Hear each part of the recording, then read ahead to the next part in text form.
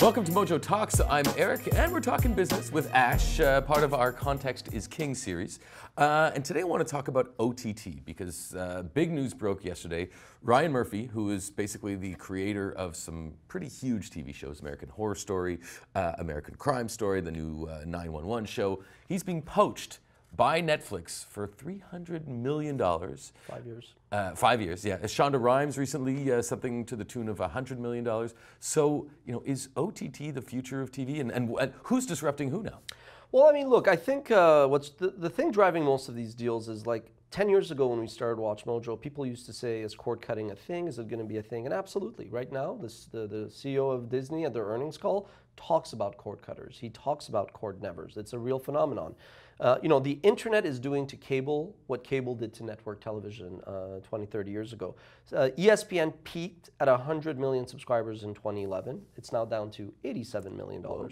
So what that means is a lot of these companies have shrinking revenues from subscribers, and that was part of their lifeline. But it's this 1-2 punch because they also have lower ratings because less consumers are watching television moving to digital. And then because the economics aren't as enticing online, they can't be as offensive as they'd like because they're not putting their core programming on the internet. So it's kind of like, you know, everything, it's a tsunami going on at once. You saw Viacom, their sales fell 8%, and their ad sales fell 5%, so showing like an acceleration or of deterioration of subscriber sales. I mean, look, ultimately, the traditional guys are in defense mode.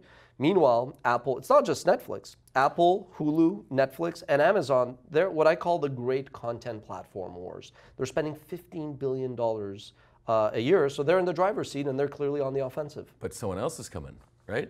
You know, I'm wondering if they're feeling the heat from Disney and Fox and this merger, and you know, is that driving a lot of these actions by things like Netflix and some of the other networks? I mean, it's like, what was the first, you know, it's the chicken or the egg in some way, right? Is Fox merging or selling to Disney the cause of them spending this much money, or did they merge as a result of Netflix's offensive, right? It doesn't really matter. It's the chicken or the egg conundrum. The bigger question, I feel, is Disney and Fox are kind of reacting, trying to catch up to Netflix's, you know, momentum. So should the traditional media companies have seen it coming? Yeah, absolutely. There is a fundamental difference between print companies and TV companies, right? Television companies, when you read their histories, they all left the East Coast and they all moved to the West Coast to run away from Edison's patents ages ago. So they were always actually technically very savvy. They were actually very much innovators. Unlike the print media guys who were kind of clueless. When the print, you know, when the internet came around, the print guys were kind of caught, you know, slowly, they were caught by surprise, and that's why some of the companies started to diversify into broadcast. Belo acquired TV stations. Hearst acquired TV stations. Some of them said, no, we're fine, we're not going to do anything. Now, you know, the difference is, so for the print guys, you know, they could argue, yeah, we kind of missed the boat. The TV guys, it was a lack of economic incentive. I always think of Universal Music's former CEO, Doug Morris, who's the current chairman at Sony. He said a few years ago that major labels were clueless about technology. There's this quote, he goes, no one in a record company is a technologist. There's a misconception that we missed this. They didn't. We just didn't know what to do. It's like you were suddenly asked to operate on your dog to remove his kidney. What would you do? End quote. I love this guy. I want to have a drink with him because that's a hilarious line.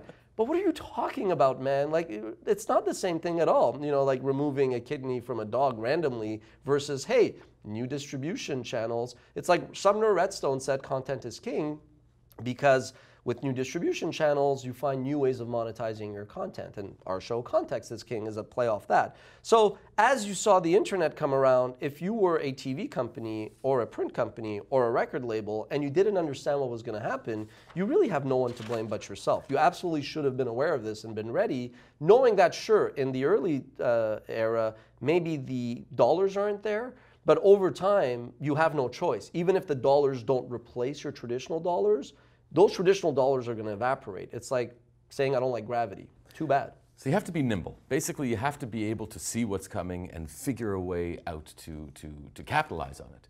But will this end? Will this end? It depends what this is. If you're talking about this gravy train, I think so. I think at some point it will end because Netflix is fueling this through debt, which is very dangerous. Wait, where are they getting the money from? Debt. No, because they're growing really quickly, and in good times, people will lend you money, right? So they actually did eke out a profit of $500 million, but they're fueling this through debt. So in good times, it's all good. But what's happening in the U.S. is there is a chance that interest rates go up. So if interest rates go up, depending on what kind of facilities they had, either they locked in rates or the rates are variable, ultimately the cost of borrowing is going to go up for them. So they have to be careful. Apple has a massive war chest, and they already have a lot of money already in the U.S., but especially with the Trump tax cut, they'll be able to repatriate quite a bit of money. So Apple's going to get very aggressive. So Apple will actually continue to fuel this inflation, so to speak. And then you also have Hulu, which is now going to be majority owned by Disney. They're spending $8 billion in content a year. That's why they lost $950 million.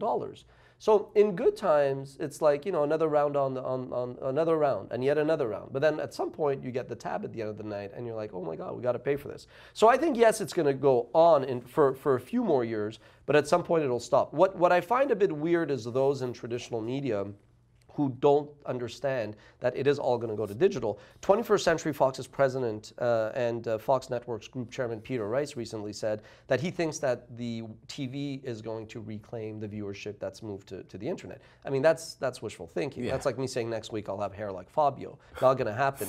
The only way that it may happen is if all of a sudden, and you're seeing a move towards this, is if all of a sudden you say, okay, we're no longer going to measure viewership on the internet separately from viewership on TV. But the missing component in that is that will require the TV companies to get really aggressive with their programming and put it all online, which they won't do. It strikes me as funny that Netflix, if you think about it, the future of TV is, or of entertainment is really based on Columbia House. Because Columbia House, they used to deliver, at 10 cents and you get 10 albums delivered to your house. A penny, yeah. A penny, that's it, right. And then that was Netflix's business model in the first place. And now they're basically deciding how we consume our entertainment. Yeah, I mean, the most fundamentally interesting thing about Netflix's story is a lot of folks say, oh my God, well, they used to do the mail order setup, but they were always called Netflix, Internet Flicks. So the plan, to read Hastings' credit, you got to assume, was always, like, he saw it. He saw the writing on the wall, and you got to give him credit for that. And then look, at some point, people say Blockbuster, if Blockbuster could have bought Netflix. Look, if Blockbuster would have bought Netflix, I don't think Netflix would exist today. I think Blockbuster would have bought Netflix to keep it in the business that it was in, and not necessarily what it's doing now, which is getting into original programming, which is expensive, risky, and it may or may not pay off. So yeah, look, you can't really foresee all of these things. But you can sometimes be totally clueless about it either when the writing's on the wall. Favorite Netflix show? Narcos. There you go. All right, let us know what you guys think in the comments. Your favorite Netflix shows. Who's going to win the OTT battle, and what's the future of TV viewing? Thanks. Close second, comedians in cars getting coffee. I agree with you on that. All right, thanks.